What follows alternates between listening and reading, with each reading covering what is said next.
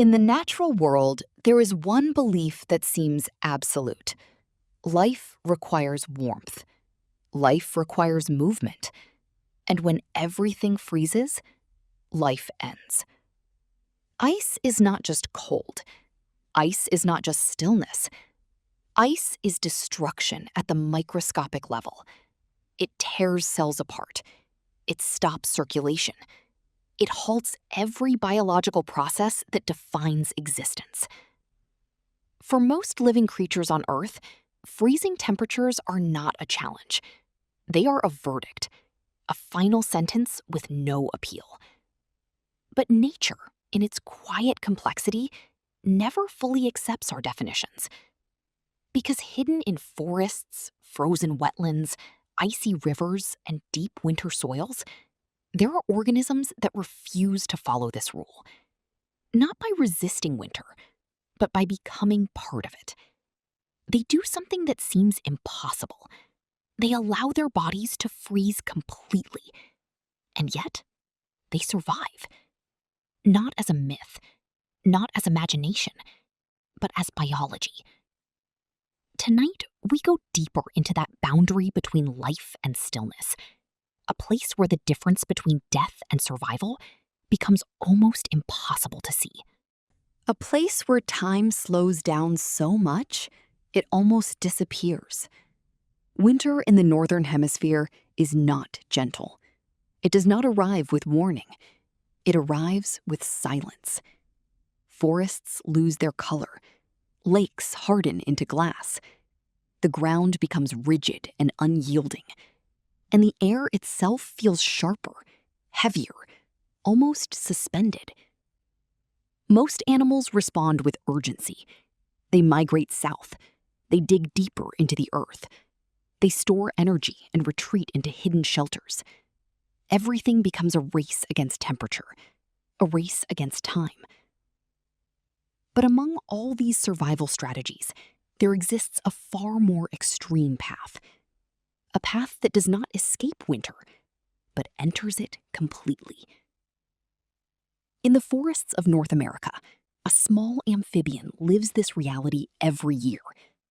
It does not look extraordinary. It does not move with speed or strength. It blends into the forest floor like any ordinary frog. But this creature holds one of the most extreme survival adaptations known in nature: the ability to survive being completely frozen solid. This is the wood frog. As autumn fades and the first cold winds arrive, the wood frog does not seek deep underground burrows like many other species. It remains in shallow leaf litter, close to the surface, close to danger, close to freezing temperatures that would kill most animals instantly. And yet, this is exactly where its survival strategy begins. As temperatures drop further, the frog's body begins to change in ways that defy normal expectations of life. Its metabolism slows dramatically.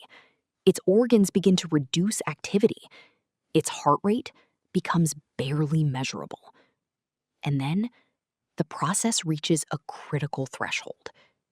Ice begins to form. Not around the frog, but inside it. Inside the spaces between cells. Inside the tissues that normally require constant fluid movement. Inside the biological structures that define living function. At this point, for most organisms, death would be immediate, because ice crystals inside cells are catastrophic. They expand. They rupture membranes. They destroy internal balance at a molecular level. But the wood frog does something extraordinary before this destruction can take place. Its liver releases massive amounts of glucose into the bloodstream. Its cells become saturated with protective compounds. Sugars and urea act as natural antifreeze agents. They do not stop freezing. Instead, they control it. They guide where ice forms, and more importantly, where it does not. Vital organs are protected. Cellular structures are stabilized. Water is drawn out of sensitive areas to prevent internal rupture. And slowly, the frog transitions into a state that appears indistinguishable from death. From the outside, nothing remains active. No breathing, no heartbeat, no reflex. Its body becomes rigid, frozen solid, a biological object encased in ice, completely still, completely silent, completely unresponsive. And yet, this is not death. This is a controlled suspension of life, a state where biology is paused but not erased, where cellular integrity remains preserved in a frozen system. Days pass, weeks pass, in some cases entire months pass. Snow covers the forest, wind reshapes the landscape, and the frozen frog remains unchanged, locked in a state that defies human intuition. Because for us, stillness means ending. But for this creature, stillness is survival. And somewhere beneath that frozen ground, something even more subtle continues to exist. Not movement, not consciousness as we understand it, but potential, the preserved possibility of returning. Then, as winter weakens its grip, the environment begins to shift. Temperature rises by fractions. Ice begins to soften at the edges. Molecules regain motion. And slowly, the frozen world begins to reverse itself. Inside the frog, the process of reactivation begins. It is not sudden. It is not dramatic. It is gradual, step by step, system by system. First, cellular fluids begin to thaw. Then, metabolic pathways restart at minimal levels. Then, internal circulation begins to return. And finally, the heart, the most essential rhythm of life, starts again. Slowly, weakly, but undeniably. Breathing resumes. Muscle fibers regain responsiveness. Nerve signals begin to reconnect. And the frog that appeared lifeless for months begins to move again. Not as a new life, but as a continuation of the same one. As if winter was never an interruption, only a pause. But the wood frog is not alone in this phenomenon.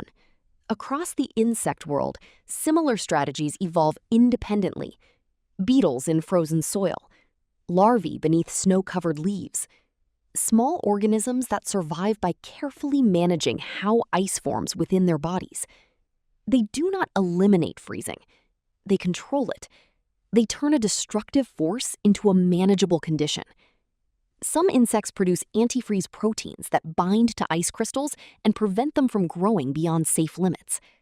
Others reduce internal water content to minimize damage. Some enter states of near total metabolic shutdown, where energy consumption is so low it becomes almost undetectable. Life in these forms becomes a matter of precision, a delicate balance between structure and collapse. In Arctic waters, fish face a different version of the same challenge. Water temperatures drop to near freezing. Ice forms constantly in the environment. Yet many species survive by producing specialized proteins in their blood that prevent internal ice formation. A molecular defense system refined over millions of years. And still, across all these different organisms, one pattern remains constant. They do not fight winter directly. They do not overpower cold. They adapt to it. They integrate it into their biology. For humans, freezing is catastrophic. Cells rupture, organs fail, time becomes irreversible. But for these creatures, freezing is not the end of function. It is a change in state, a biological transformation into dormancy. And this raises one of the most profound questions in biology. If life can stop completely and then restart, where exactly does life reside during that pause? Is it gone, or is it simply stored? A wood frog may be frozen beneath the soil at this very moment. A larva may be encased in ice under a fallen branch. A beetle may be waiting beneath frozen earth, all appearing lifeless, all still biologically intact, all holding a future inside a frozen present. And when we return to our own existence, full of constant movement, noise, and dependence on stable conditions, we begin to see something differently. Life is not only defined by activity, it is also defined by endurance, by flexibility, by the ability to pause without disappearing.